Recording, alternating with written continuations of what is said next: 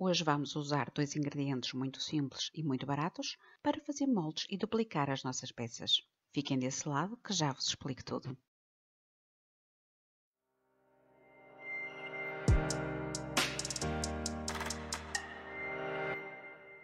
Estes são os materiais que vamos necessitar: amido de milho, do mais barato, silicone de construção civil, do mais barato, colher ou espátula para mexer, peça que queremos duplicar, fita de pintor, cartão e um recipiente para fazer a mistura. Eventualmente poderão querer luvas. Olá, chamo-me Carla Souza e quero desde já agradecer a vossa presença desse lado. Este é um projeto muito engraçado, pois podemos ver a química a trabalhar, o que acho muito divertido. Vamos começar por construir uma caixa em cartão para albergar o nosso molde. Não precisa de ser nada perfeito, pois no fim há a possibilidade de não conseguirmos aproveitar a caixa. Já me aconteceu conseguir e de outras vezes não. A caixa não deve ser muito maior que a vossa peça, apenas deixar uma borda a toda a volta. Para criar a caixa, basta estabelecer o tamanho da base e achar as laterais de acordo com o tamanho da peça. As laterais também não deverão ser muito altas, mas que sejam ligeiramente mais altas do que a peça em si. Estou a marcar as linhas com uma tesoura para que seja mais fácil vincar. Depois, cortamos os 4 cantos nas extremidades para que o nosso cartão pareça uma espécie de cruz. Depois basta levantar as bordas e aplicar fita cola de pintor a toda a volta. Aconselho que seja mesmo fita de pintor, pois é muito mais fácil de remover e é isso que vamos fazer no fim. As minhas peças originais são 2 peças em gesso. Tem um coração e um anjo da guarda que adoro. Mas o molde é uma base de um calendário do advento e que poderá não ser utilizado muitas vezes, pois tem tendência a partir. Por isso, decidi fazer este molde em silicone. Esta não é uma receita minha, mas sim que encontrei na internet e aquilo que sempre tive dificuldade foi saber a quantidade de amido de milho e silicone a usar. Como não gosto de desperdício, nunca quero fazer a mais. Por isso, da minha experiência, é que devemos encher praticamente a nossa caixa com amido de milho e depois colocar sensivelmente metade dessa quantidade de silicone. E não é que o silicone que eu tinha aqui ficou seco. Este é um conselho que vos queria deixar. Tapem muito bem a embalagem, se não utilizarem todo. Tive de guardar tudo e começar tudo novo, depois de ter ido comprar silicone. Assim sendo, antes de começarmos a misturar os 2 ingredientes, devemos colar a nossa peça à caixa para que, quando da aplicação da nossa mistura, a peça não se mexa e o molde fique perfeito. Aqui usei uma fita cola de dupla face, mas também apliquei um pouco de cola líquida. Isto vai impedir que a nossa peça se mova quando estivermos a aplicar a mistura, ou seja, aquilo que será o nosso molde depois do processo de cura. Voltei a medir o amido de milho. Mas como só aprendemos com a experiência, não faço como estou a fazer aqui, a medir com a peça já na caixa. O amido de milho agarra-se à peça e torna-se um pouco difícil de retirar. Olha só que lindo serviço que aqui fiz. Mas isto é mesmo assim, a experiência e a prática é que nos ensinam a melhorar. Acabei por retirar todo o excesso com um pincel. Uma coisa que me esqueci de dizer é que podemos exercer um pouco de força ao colar a peça à caixa, se a peça não for muito frágil, para que não haja espaço entre a caixa e a peça. Eu já estou a aplicar o silicone ao amido de milho e depois é só mexer. Aqui quero chamar a atenção para um pormenor muito importante. Aconselho a mexer com uma espátula nos primeiros momentos em que vamos misturar os 2 ingredientes. Eu vi tutoriais onde as pessoas começavam logo a misturar com as mãos. É um erro muito grande, pois o silicone vai agarrar-se às mãos e vi-me grega para depois conseguir lavar as mãos. Tentei tudo, desde sabonete, a líquido da louça, com água quente e tudo, mas só consegui com toalhitas de bebê. Não foi bonito, bem pelo contrário. Estava a ver que ainda tinha que sair assim à rua para ir comprar daqueles produtos de limpeza que se usa na construção civil. É neste passo que eventualmente podem utilizar luvas. O segredo todo está em colocar o amido de milho por cima do silicone para que este não se cola nada e vamos mexendo até termos uma massa homogénea.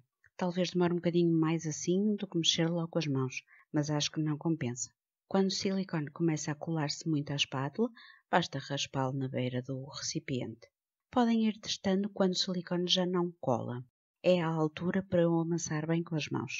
Isto vai ficar uma massa muito macia, suave, e depois é só dividir e colocar nas nossas caixas onde estão as nossas peças. Nesta fase já tenho um terceiro molde para fazer. Depois recebi uma encomenda muito gira para um chá de bebê com a temática de balões de ar quente. A minha cliente e amiga pediu-me uma peça para aromaterapia e, como não tinha o molde, acabei por fazer eu mesmo um protótipo em barro. Foi um desafio enorme, mas que adorei. Aliás, como adoro todos estes processos. Já agora, espero que estejam a gostar e se for a primeira vez que visitam o canal, não se esqueçam de subscrever. É gratuito e é só clicar no botãozinho. Não dói nada e ajuda-me a continuar a trazer mais vídeos gratuitos com tutoriais. Já dividi o silicone e estou a dar forma aos nossos moldes. Basta colocar esta massa por cima da nossa peça e amassar bem para o fundo da caixa. Não convém mexer a massa de um lado para o outro, é só mesmo empurrá-la para baixo para que capte todos os pormenores da nossa peça. Depois é só deixar curar durante 2 horas, 2 horas e meia. Eu disse que o processo de cura demora cerca de 2 horas a 2 horas e meia, não foi? Quando terminei de fazer os moldes, já era muito tarde, achei que não haveria problema em deixar ficar durante a noite toda a curar. Querem ver o resultado? Já lá vamos. Primeiro temos de retirar as fitas de pintor e desmanchar as caixas. Acredito que por ter deixado durante a noite, o silicone começou a colar ao cartão, coisa que não aconteceu da primeira vez que fiz moldes. No entanto, lembro-me que consegui aproveitar caixas da primeira vez, mas nem sempre isso é possível. Estou a desenformar o primeiro molde e acredito que o barro ainda não estivesse devidamente seco. Ao retirar a peça do molde, a peça original partiu-se. Fiquei bastante preocupada e desiludida, pois pensei que teria de repetir todo o processo. Acho que devia ter filmado a minha cara quando vi semelhante, mas felizmente o molde ficou muito bem e só foi preciso lavar e o molde ficou pronto para utilizar. Daqui a nada já vos mostro peças feitas com estes moldes. Este é já o coração que também quis duplicar, pois só tenho um molde deste tamanho e por vezes preciso de fazer mais peças ao mesmo tempo.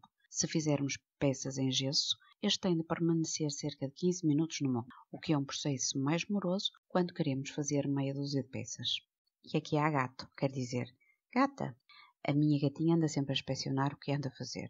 O molde do coração ficou mesmo muito bem e a peça original não sofreu qualquer dano. Já não posso dizer o mesmo do anjo da guarda em gesso original. Partiu-se todo, mas o molde ficou muito bem. Da primeira vez que fiz moldes, usei peças com outras durezas, nomeadamente um Buda, moedas em metal, um boneco de cerâmica do meu filho e até conchas. Nenhuma das peças te partiu. Por isso, aconselho todo cuidado no manuseamento de peças em gesso. Mas também acredito que algo possa ter corrido mal porque, tal como disse, as peças ficaram demasiado tempo no molde a curar. Aqui já estou a misturar o gesso em pó com água para fazer peças com os novos moldes. Normalmente misturamos 50% de gesso e 50% de água. Quando faço peças para uma terapia, coloco um bocadinho mais de água para que fique mais poroso e as essências possam evaporar mais facilmente. Colocamos o gesso no molde e depois batemos com o molde na mesa para que todas as possíveis bolhas de ar venham à superfície e deixar a peça mais perfeita. Ao bater com o molde, também estamos a ajudar a que a parte traseira fique mais lisa. Com o gesso temos de trabalhar relativamente rápido. Qualquer excesso colocado no molde pode sempre ser retirado com uma espátula. E pode acontecer fazer gesso a mais, por isso tenho sempre moldes extra para aproveitar todos os bocadinhos. O gesso é um material muito barato e também é relativamente fácil de ser trabalhado. Já quando comparado com o barro, as peças em gesso não encolhem depois de secarem, tal como acontece com o barro. No entanto, este último é facílimo de trabalhar. Deixo-vos aqui as imagens de quase todos os moldes que consegui encher, só com um bocadinho de gesso. Está em imagem acelerada para não ser cansativo, mas queria que vissem que, com muito pouco, consegui fazer muitas peças. Vou deixar na descrição o link do vídeo das 5 coisas que não devem deitar fora e onde me podem ver trabalhar um pouco mais com este calendário do Advento e como podemos fazer peças bem bonitas. Eu tento utilizar sempre todo o gesso, mesmo quando começa a parecer que está a secar. É ainda trabalhável quando está numa pasta moldável. Basta carregar um pouco para juntar toda a massa. Algumas peças depois podem ficar com um ar meio quebrado ou com falhas, mas essas peças podem ser usadas para projetos com um ar shabby chic, ou seja, um estilo antigo, meio desgastado, mas elegante. O molde dos balões de ar quente ficou fabuloso. As peças ficaram mesmo muito bonitas. Aconselho algum cuidado a desenformar peças mais finas e delicadas. O coração também ficou excelente. É normal ficar algum excesso de gesso nas bordas, mas já vamos ver como eu faço os acabamentos finais. Alguns bocados até podem ser retirados com a mão. O anjinho também ficou muito bem. Algumas falhas devem-se às bolhas de ar que ficam na peça. É preciso bater bem com a peça na mesa. Como podem ver aqui, o problema é mesmo das bolhas de ar ou se o gesso estiver já a secar, pois este é retirado do molde original e posso dizer que ficou pior. Acho que todas as peças ficaram mesmo bem. Decidi também fazer uma borboleta no molde que já tinha, pois tenho feito sempre em barro, mas a borboleta fica um bocado fina no meio e tem muita tendência a partir. Ainda assim, acho que o problema é mesmo do molde. Vou ver se resolvo isto de uma ou outra forma. Vamos ver os acabamentos finais das peças. O que eu uso para dar acabamento é uma lima das unhas em papel. É uma lima muito macia que não danifica as peças. Aqui o objetivo é amaciar qualquer aresta mais afiada e retirar qualquer excesso. Já só vos falta ver a manutenção e o armazenamento dos moldes. Vamos a isso? Fui buscar os meus moldes antigos. Aqui há uma concha que se partiu, pois o silicone ficou seco demais. Neste Buda estou a aplicar uma camada de óleo de amêndoas doces para que nunca perca a sua elasticidade. Da próxima vez que fizer moldes vou colocar também um pouco de óleo de bebê ou óleo de amêndoas, tal como vi noutra receita, para ver se não seca tanto. Esta é uma manutenção necessária, mas vou ser franca, há imenso tempo que não mexi nos moldes que fiz. Este é o molde de moeda chinesa. Eu costumo guardar os moldes em sacos plásticos para que não suje tudo com o óleo e depois bem fechado em caixas de gelado. Espero que tenham gostado. Alguma dúvida ou sugestão? Escrevam nos comentários abaixo. Beijinhos grandes e até ao próximo vídeo.